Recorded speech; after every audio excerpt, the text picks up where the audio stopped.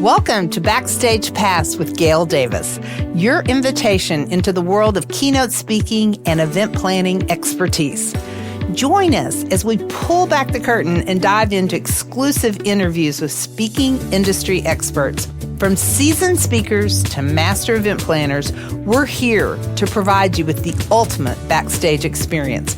Get ready to unlock valuable insights, tips, and strategies that will elevate your events and leave your audience inspired.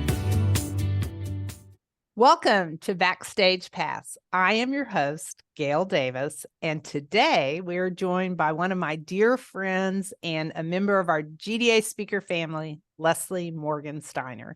Leslie, I am so glad you're here. Me too. I can't wait to talk to you. And I just want to say congratulations on the upcoming 25th for GDA. It's a really impressive accomplishment. And I feel so lucky to be one of your speakers and one of your friends. Oh, thank you, Leslie. I'm so glad you're going to make it an effort to be here for the big celebration on December 5th. We've been celebrating all year, but that's going to be the culmination. For the listeners who may or may not be familiar with Leslie, I'd like to give you a little bit of her background before we dive into the myriad of topics. Leslie is a New York Times bestselling author. She is a TED Talk veteran. She is a columnist for the Washington Post. She speaks on all sorts of issues that relate to women's empowerment. She has been a successful corporate executive, and she is a domestic violence survivor. You may have seen her on TV. She is a frequent guest on the Today Show, ABC, NBC, CBS, CNN, and many more. So welcome, Leslie, again, and I'm really eager to dive into everything. Thank you, Gail. Well, you and I have been partnering since 2009. That's a 15-year run. And I remember that you were first recommended to me by a member of YPO. And I remember we met at the Mansion Hotel here in Dallas. And at that time, you had a book called Mommy Wars. And it's an anthology of stories about women who continue to work and have a career and women who stop working to focus on raising their children. And I remember just being kind of puzzled because this person said Leslie would be great for YPO. And at the time, it felt to me like the majority of the YPO members were men. And so I ask you, is this really going to be that interesting, or isn't this more limited to female audiences? And I loved your answer. Would you mind sharing that with our listeners today? I'd be delighted to. So my subject, my entire life, everything I've ever written about, including Mommy Wars, is about women, about the challenges that women face, the struggles that we go through, just our daily lives and our lives, things that we go through over our entire lifespan. And so I face this question all the time because not just you, Gail, but everybody, every man I've ever met wonders why women's issues affect them. And to me, it's pretty obvious because every man out there has a woman in his life. And often men have many, many women in their lives. Women who they date or who they're married to, their mothers, their sisters, their daughters, their employees. And it is, you can be the most empathetic, emotionally intelligent man on the planet, and you still might not understand what it's like to be a woman. And so my books are invaluable to men, and my talks are invaluable to men because I explain women to men and why they should care. And obviously, you want to understand the women in your life better. If it's your spouse and you started out that you guys were exactly the same and you're both working and living your lives, and then you have kids and her life changes dramatically, your life changes dramatically, but in very, very different ways. And sometimes you don't understand each other anymore. So that's one of the talks that I give for YPO quite often. And I give it to YPO members and their spouses because there's a lot to talk about here and to unpack. But some of the other things that I write about too are very relevant to men who in a professional setting have female coworkers or female bosses or female employees. Because these women's issues, women, we don't compartmentalize. We can't compartmentalize. And it's never that we are one person at home and one person at work. We're the same person all the time. And to understand us at work, you've got to understand us at home too. And then the last thing, and this is sort of the sweet spot for me, is that there are a lot of men who kind of go through their most of their lives not thinking very much about what it's like to be a woman and not putting their brain power there because they're busy with other things. They're building their business or they're trying to manage their relationships or work on their golf game or whatever it is. But then they have a daughter and the daughter grows up and the daughter starts to face the really pervasive challenges that all women face, whether it is,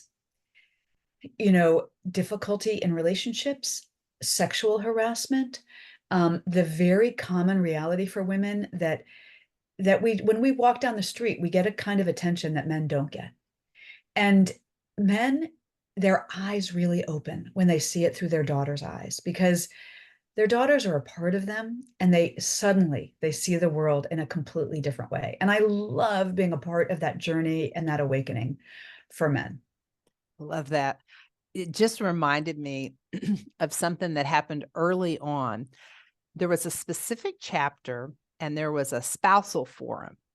And the spousal forum, which tends to be the female members of the male YPO members, at least at that time. I know that that's changed a significant amount.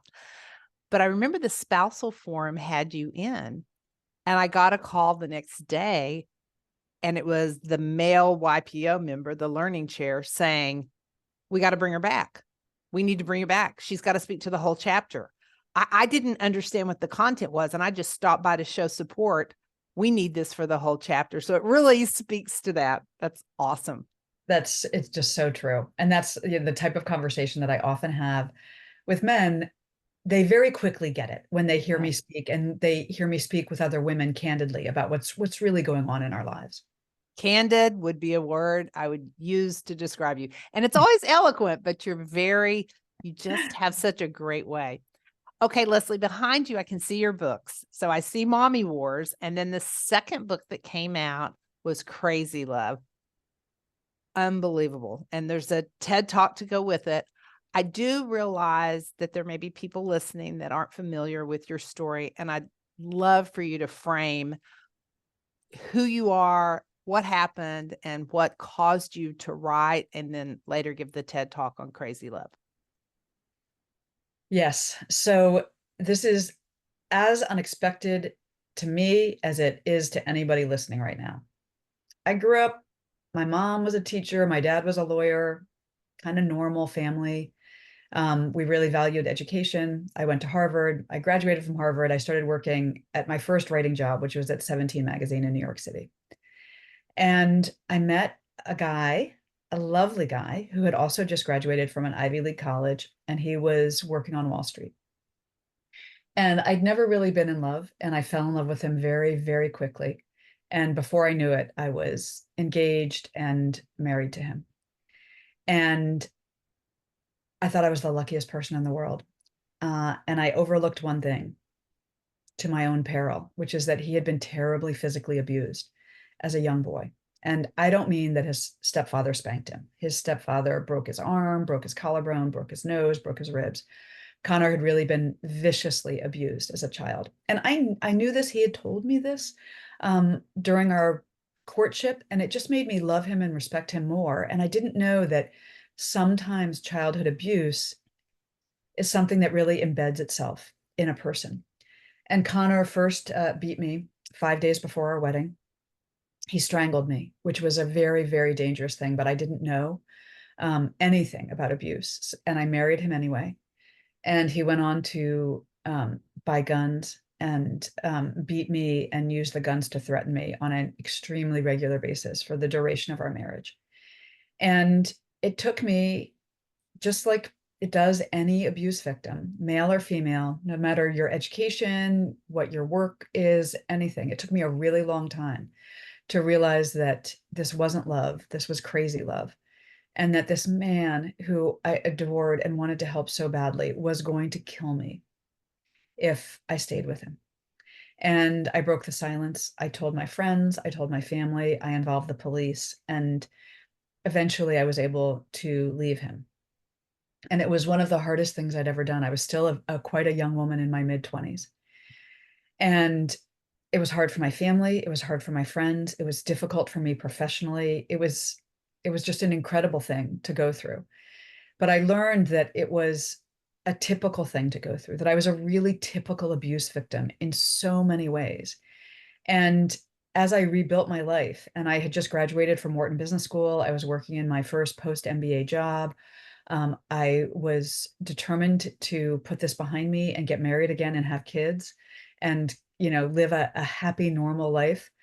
As I did that and I put my life back together, I started to become really driven to explain to other people what had happened. And it took me 10 years, but I wrote the book Crazy Love about what it's like to meet and fall in love with and marry somebody who is 49% the most magical person you've ever known and 51% the most troubled and dangerous. And I wanted other women to understand, and I wanted other men to understand. I wanted, just like we were talking about earlier with Mommy Wars, Gail, I wanted men who didn't understand the highly female experience of loving an abuser, because most abusers are men. I wanted men to understand. And instead of saying, why doesn't she just leave? I wanted them to know why I stayed and how you can help people in this situation. And I put my heart and soul into that book, not knowing what was going to happen and not understanding that I was going to be called upon to speak about this experience. I thought I was just going to write about it. But then the day that Crazy Love was published, it was a New York Times bestseller. And then very quickly after that, people started asking me to share my story and to speak. And then you started booking me again and again and again. And I was so scared and nervous at first. And I just went out there on stage again and again, and I told my story. And I never thought when, I was a little girl growing up that this would be the path that my life took, that I wouldn't be, that I would be a corporate executive for a few years. I worked at Johnson and Johnson for a few years, but that eventually my calling would really be to tell the truth about women's lives to other men and women with the book Crazy Love, also with Mommy Wars, and then with my subsequent books as well. And it's been a wonderful nonlinear journey. And I believe in stories, and that is why you and I are together. And that's why I work with GDA, because more than anything, Gail, you are about bringing magnificent storytellers to the stage. And there's no storyteller that has shaped me more than Nando Parado, your first storyteller. I've heard Nando speak probably 5 times and tell his Miracle in the Andes story. And he has inspired me and shown me that no matter what you've been through, you can help other people and inspire other people just by standing in front of them and telling them the truth about your life. And everybody has stories. Everybody has been through something. And that's why I love telling my story, is that I connect with people at such a deep level, even if they've never been through abuse. Although I have to tell you the truth that most people, one way or the other, have witnessed some kind of abuse in their lives. But even if they haven't, they've been through something. And it's just such an incredible human experience to be candid and then to be met with respect and candor in the audience and to feel like you really connected with complete strangers. And it's what happens to me every time I get in front of a microphone. And I'm really grateful to you that I get to do this. And I'm grateful to Nando and to other people who tell their stories so beautifully and bravely, because it inspires me every single time. Oh, I love that. I remember when your book came out, there was a lot in the media about Rihanna, the singer, and the relationship she was in. It was almost unbelievable. I think that was all going on right when your book came out. And, you know, I loved Tyler Perry. He spoke for Genesis. We're very connected with women here in Dallas with Genesis Women's Shelter. And to your point, I remember at one point, I think he said 1 out of 4 people are affected by abuse. And he did something really powerful because he's a big, imposing guy. And he goes, that means 1, 2, 3, you. And I mean, that whole ballroom just, I mean, that puts a different slant on it when you're at a luncheon that has 1,700 people to think there could be that many people in the room. It's just so true. And in my TED talk about crazy love, I've delivered that at an audience in Seattle, Washington, at the University of Washington, in front of about 1,100 people. And they didn't know what they were coming to hear. They came to hear a collection of TED Talks. And then I get up on stage and I take out a gun and I start talking to them about what I've been through. And my favorite part of the talk is when I turn to them and I say, you know, this whole time you might think I've been talking about me, but I've actually been talking about you. Because in this audience, I promise you, there are people who are abused as children, because 15 million children are abused every year in the United States. Or you were abused at some point in a relationship, or you are abusing somebody right now, and you might not even know it. Because the denial is so strong, Gail, that people don't realize that they've gone through abuse. Mhm. We always think it's something that happens to other people or that it looks like the stereotype. And it doesn't. It feels very personal. There's a lot of love and hope and caring mixed in with the violence, which is why it's so confusing and why one of the many reasons it's hard to tell the truth to yourself about what you're going through and why it's so hard to leave somebody who's hurting you. I mentioned Genesis Women's Shelter, and I know through Genesis, you have become involved with an annual event called Crimes Against Women. Can you tell us a little bit about the work that entails? Yes, yes. And I love to talk about the Conference on Crimes Against Women because it is my favorite conference of the entire year. It takes place every May in Dallas. It's a collaboration between the Dallas Metro PD, the FBI, and Genesis Women's Shelter. And I was their keynote speaker maybe 10 years ago, I think maybe 2012, 2014. And that experience changed my life. And I've gone to the conference almost every year since then. And I am on the National Advisory Council now, and we try to find great speakers. We have hundreds of speakers at the conference every year because it's an educational conference. And the thing about it that I love so much is that the people who put on this conference really understand violence against women. And they break it down into 5 categories, which is domestic violence, stalking, trafficking, femicide, and sexual assault. So it's not what you would think is the most uplifting topic, but because the people there are such experts in the field, you know, we've got police officers and detectives and judges and advocates and people like me who've been through it, and you know, people who are really committed to ending violence against women. It is the most hopeful conference of the year. And also it brings me to Dallas every year, so I get to go to PDA. You know, I come to Dallas several times a year, honestly, but it's wonderful to be able to count on being there every May to see you and to connect with the people who are doing the same kind of work that I'm doing. I love that. So, there is a special month for domestic violence awareness, and that is October. And I know we get numerous requests year after year for you to come and speak during that month for nonprofits all over the globe. What other organizations should consider bringing you and or this topic into their organizations? It's so obvious if it's a nonprofit Right. that's focused on domestic violence, but are there others that need to hear this? Well, you know, I feel like this is a subject that touches everybody. And it's a parenting issue. How do you raise your children not to be victims of abuse or to be perpetrators of abuse? How do you deal with domestic violence in the workplace? Because quite often coworkers are the first people to spot that there's something going on, and it's a very big employer issue. So it's a YPO issue. It's a conference issue.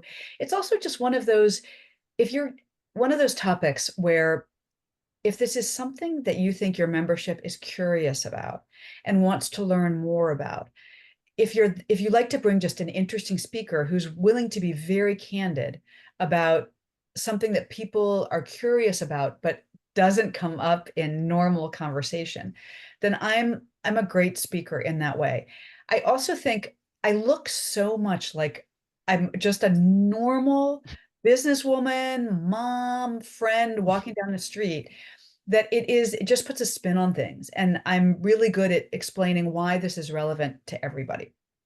I also feel like being a violence against women survivor is a classic female empowerment story. And so if you are somebody who wants to educate your audience about being a woman who's overcome something, a man who wants to understand women who overcome something, or just really loves a really great human interest story, I'm the person for you. Because is this experience happened to me when I was in my 20s. That was a long time ago. I have been through so many other experiences since then, getting remarried, having children, raising really strong, smart, empowered um, daughters and my son. Um, then getting divorced again and facing a midlife that's very different than what I thought it was. All of these things are, they're just the type of experience where you have to dig deep inside yourself and pull yourself up again and again and again. I wish I could tell you, Gail, that leaving my abusive husband in my mid 20s was the only time in my life that I needed female empowerment, but it's not. It was just one of them. Yeah. So that's where my story really, I think, broadens out. And I love speaking about it. And I don't feel sorry for myself that it happened to me. I'm not maudlin about it. I don't cry on stage. I don't think there's anything uncomfortable about listening to me talk because No. it has such a happy ending. And it also is such a common story, you know? Yes. So going back to the bookshelf and sticking with this women's empowerment, you wrote two books after Crazy Love. One is called The Baby Chase, where you really dove into surrogacy.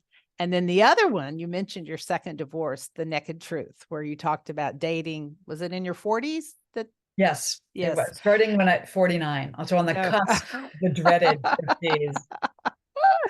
Do you want to comment on either one of those books just to let listeners know what those are about? They were just both in their own way really incredible stories to work on. The Baby Chase is about infertility and surrogacy and what happens to you if you realize that you can't have a baby the old-fashioned way and you decide that you're going to go to any lengths to have one. And it's not my personal story, but it is the story of a wonderful couple, a firefighter and a nurse who faced every kind of infertility you could imagine.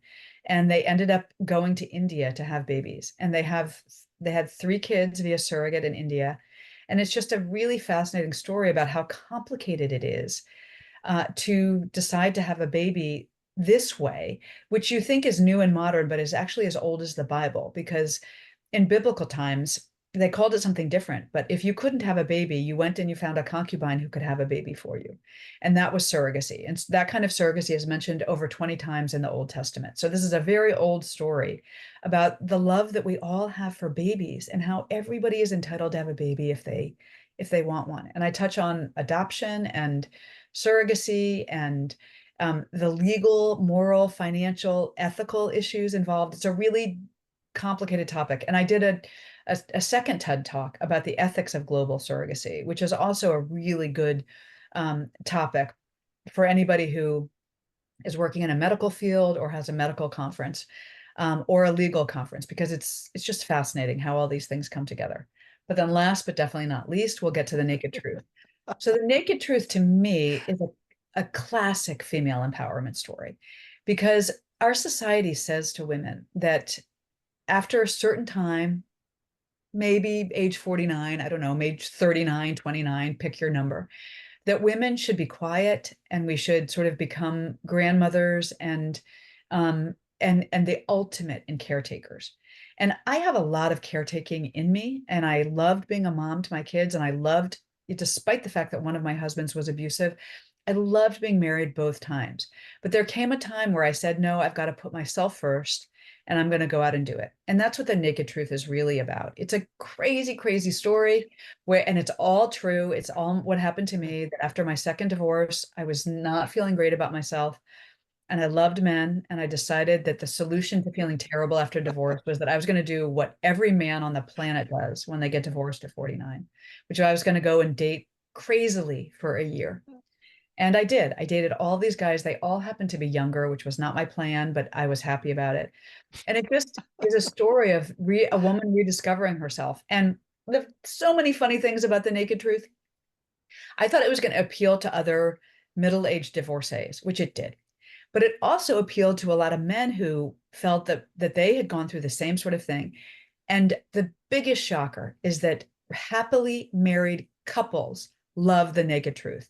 And they listened to the audiobook or they read it together, kind of as a couples therapy to talk about their own relationship and what was going right in their relationship and what wasn't. And I did not see that one coming. And that was really, really it was a wonderful book to write. It was great to read it. And it was a very adventurous book because at that point, I'd written three kind of edgy books already. And I thought, why not just swing for the fences and write everything that really did happen?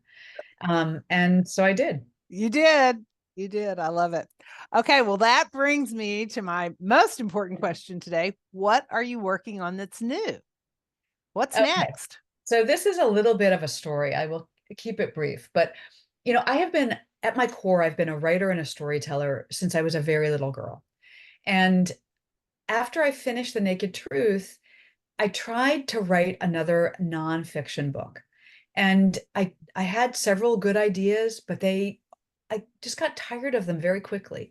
So I decided to take my hand at writing fiction, which is really different than writing nonfiction. So I am about halfway done with writing a literary thriller about a woman who moves to a tiny town in Maine after her divorce, and she teams up with the smoking hot divorced local sheriff to solve a string of murder mysteries that happen in their town.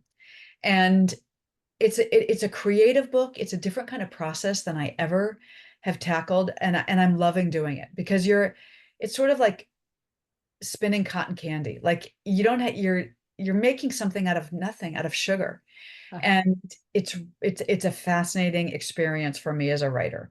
Um, and I don't know how I'm going to turn that into a talk. I hope that one day I will be able to, but honestly, I don't know. And I'm still in the weeds of creating it. And I also along the way at the same time, I still write a column. It's not for the Washington Post anymore. It's for AARP. I write about women Oh, in okay. aging. Okay. Um, and I love doing that. I still write for the Washington Post every once in a while. I wrote a great piece about wearing a bikini in my late 50s. I saw that. Um, but my bread and butter is AARP. And I love Okay. that audience too, because it's a huge audience and I get to write about really, really interesting, the very interesting subject of what it's like to age as a woman. And so I love that. So lots of stuff going on and um, I love this career. I love being a speaker and a writer, but it's flexible, it's fascinating, and I continue to meet really interesting people. And the whole process of going on stage and delivering a keynote continues to be something that's really fascinating and evolves for me personally. I love that. People might just be interested in the whole creative process and how that differs. The approach that you took on the first four books and how this is different. There Right, really sort of might be a talk in there. right. It's kind of reinventing yourself in midlife which is a very, very common topic for people, Yeah. especially as we're living so long. We need something to do, you know? Isn't that the truth? I love it. Okay, I know you're really active on LinkedIn and you offer a lot of fresh perspective to current events that are happening in the news. I'm curious how you keep your content fresh and how you find your news. What are you listening to? How are you staying on top of all of the ever changing current events, shall we say? Well, you know me, Gail. You know that I love to hold up with people whenever I meet them, whether it's, you know, somebody on an airplane or, sitting next to somebody at a dinner party or just, kind of the random people. I love to hear what people's lives are, what people are going through. Everybody has a story, and I love hearing them. So there's that. I find social media to be really compelling and interesting. And I'm glad that you mentioned LinkedIn because I went to Wharton Business School. LinkedIn for a long time was kind of pigeonholed as a great social media for people in their careers and business. And what I have found is that LinkedIn is my favorite social media now. I like it much more than TikTok. TikTok is great and powerful, but it's for the younger people. Um, Facebook is wonderful. Instagram is great. But LinkedIn, I find, is for people who are really engaged in social media and doing very interesting things in their careers and in their lives.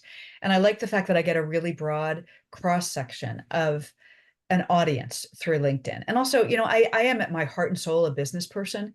And so I Right. like that that's the ethos there. It's very professional. And I post kind of the same things that I would on Facebook or Instagram on LinkedIn, but with a little bit of a different twist because again, going back to what we talked about at the beginning, I write about and I post about women's issues. So why would people on LinkedIn care? But they do care. They care about domestic violence murders. They care about the Barbie speech about female Hmm. empowerment. They care. People, your average people in their average workday care about what's facing women because it's very relevant to their lives. So I find that I really loved LinkedIn and um, I like the things that I post and I like the feedback that I get. And I like reading it myself too. Well, I love it. I love that you brought us full circle where we started. Um, our podcast is called Backstage Pass. And so we love to end with taking a look at things that happen behind the scenes. So I'm curious if you have any rituals that you do before you go on stage to speak to an audience. Yeah, I have a couple of things to say about kind of the nuts and bolts, the backstage stories of being a speaker. I would say the first thing is that, and I learned this fairly early on, but it still took me a couple of years, um, is that no one can see that you're nervous. You know, I was getting up behind a podium or sometimes just with a mic and telling this story of the worst relationship of my life, my crazy love story. And I felt like I was naked up there. And I was really nervous at first. And sometimes my whole body would shake as I was talking. And even then, nobody noticed. And I love that. It's my most important thing that I tell myself and that I tell other speakers is that no one can see that you're nervous. Um, Other things that I've learned along the way, I do a lot of fundraisers because it's just a lot of what I do. And I would say to clients, don't be afraid to ask your speaker to do the ask. And I do it all the time. I do it really naturally and seamlessly. And I think it's one of the things that I like doing as a speaker and I like doing for clients. So I would say to clients, do not be hesitant to ask a speaker to end their talk with an ask, because I think it's a really powerful way that you can serve your clients. I would say also that one of the surprises of speaking is the times that men have come up to me after I've spoken and told me how my story impacted them. And it's helped me to reach even more men. I speak to high schools a lot and colleges, and very often fraternities and male sports teams are forced to come, they're mandated by their coaches or by their fraternity leadership to come hear me to speak about the experience of being a woman. And I had a whole bunch of guys come up to me one time. They happened to be sitting in the front row. I loved that they were in the front row. Mhm. And they said, "Look, we wanted to tell you that the reason that we were in the front row and that we could hear your message so easily is that you didn't blame men. You didn't point the finger at us and say, it's your fault that I was a victim of domestic violence. It's your fault that there's sexual harassment. It's your fault." They said, "We can't hear that when a speaker gets up there and says that. And so please keep talking that way. Bring men in instead of excluding them." And I thought that was very, Oh, very, I love that. really important for any speaker, but especially anybody who's talking about women's issues. You got to remember your audience. And I tailor my talks individually for every audience. And I always ask, what is the split of men versus women? What kind of male leadership do we have here? Because I want to bring them in. And then the last story that I'll tell voluntarily, although you can ask me anything you want, is one of the funniest, worst things that ever happened to me as a speaker. Well, first of all, I just want to say also, just like everybody gets nervous, there is always an audio-visual snafu that happens at the last minute. Yeah. Always, 100% of the time. And also 100% of the time, the tech people are going to find a solution. Yeah. And I've had the funniest things happen. I've had microphones duct taped to my neck. There's just always, we always get through it. I once gave a talk in front of over 1,000 Marines in Hawaii, K-Bay, in a theater where the air conditioning had gone out 6 hours before. And it was incredible because by the end, I not only was I dripping wet, but every person in the audience was dripping wet. It didn't make any difference. We all got through it. But my favorite story is one time I did a talk in Rochester, New York in the winter. So I barely made it there because of all the snow. And the client had booked me at this lovely Airbnb that wasn't near anything. And I didn't have a car. So I get dressed for the event. And of course, the last thing I do is put on my boots. And I had packed two different black suede boots. And one of them was one boot was from the pair that's like going out to nightclubs, a high black suede boot with a really high heel. And then the other was like a professional suede boot that came up to my knee. And I thought, oh my God, I can't walk in these. Gail is going to kill me. The pictures, everybody at GDA is going to be laughing so hard because there was no disguising the boots. And I thought, okay, come on, got to dig deep here. You can do this. And I looked at myself in the mirror and I just folded the thigh high boot several times down. Uh-huh. And I tell you, Gail, you never noticed. They videotaped the whole thing. The client didn't notice. Nobody noticed. And I was just sort of hobbling a little bit on stage for different lengths, but the boots looked the same. Isn't that great? I did it. There's always a way. There's always a way. And Always. that's what makes you one of our top gold star speakers is there's always a way. Oh, that's fun, Leslie. What a way to make my day. It has been a fantastic ride over the last 15 years. I really value the work that you do, the difference that you make. I value your support to me as a leader over the years, and I value our friendship.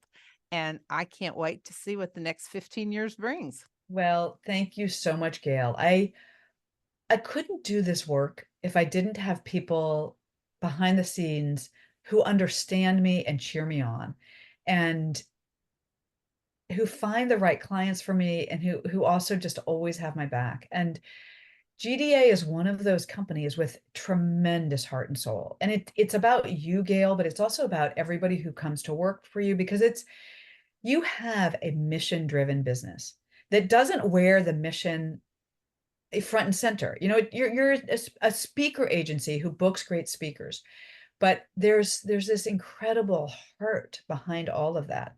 And I'm lucky to be with you all, and I look forward to the next 15 years too. Forget the next 15 years. I look forward to the next 25. There you say. That's right. That's right. It'll be fascinating what happens, and I can't wait to see it all. And I want to be a part of it. Perfect. Well, we'll see you here hopefully in October, and then for sure we'll see you here on December 5th. Thank you so much, Leslie. Thank you so much, Gail. Thank you, everybody at GDA. This is great. Thank you for joining us on Backstage Pass with Gail Davis. Tune in for more exclusive interviews and pro tips to elevate your events. Don't forget to subscribe and share your thoughts with us. We'll catch you next time behind the curtain on Backstage Pass.